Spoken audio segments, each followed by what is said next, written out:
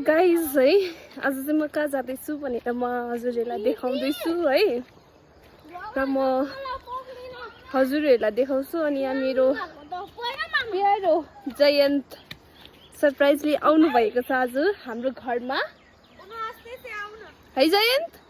है कति बजी सरप्राइज दिएको हामीलाई भनिदेऊ न हाम्रो भाइको नाम जयन हो ल मलाई नदेखाइ कति बजी सरप्राइज दियौ तिमीले भनिदेऊ त 5 o'clock मा बिहान सुबह भन्दै है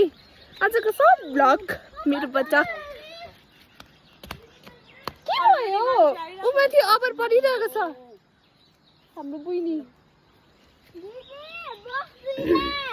के भन्नेको भन्दैन छिटो किन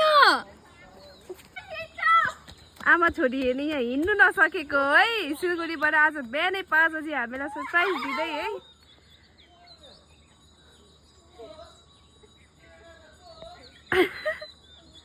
अम्बाको टुरिस्ट लु हेर गाइस म त्यो मान्छे होइन नि अघि गीत सुन्दै हिँडेको त्यो चाहिँ मेरो ट्विन बहिनी हो कि म उसले के भन्छ कपालमा केही लागेको छैन अनि मैले कपालमा हात लगाउँदैछु यो हेर्नु ल म त अब बानी नै भइसकेको छु हो म त यही सिक्किमकै मान्छे हो होइन उहाँ चाहिँ हो मेरो मम्मा हो तर म र मेरो बहिनी उता कहाँ पुगिसक्यो ट्विन्स हामी ट्विन्स गाइज जुन चाहिँ कुरा ठाउँ म देखाउँदैछु हजुरहरूलाई है अहिले म त्यही पुग्नेवाला छु अनि हजुरहरूलाई त्यहाँको दृश्य म देखाउँछु है त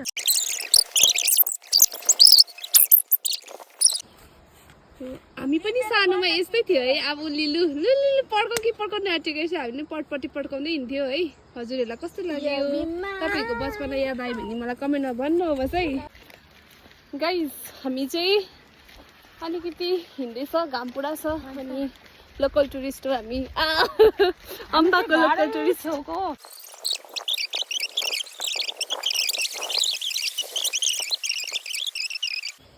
निस्किनु त हामी घरबाट 2-3 जना निस्केको थियो तर यहाँ चाहिँ फाइनली रोड आइपुगे है तर उकालो चढेकोले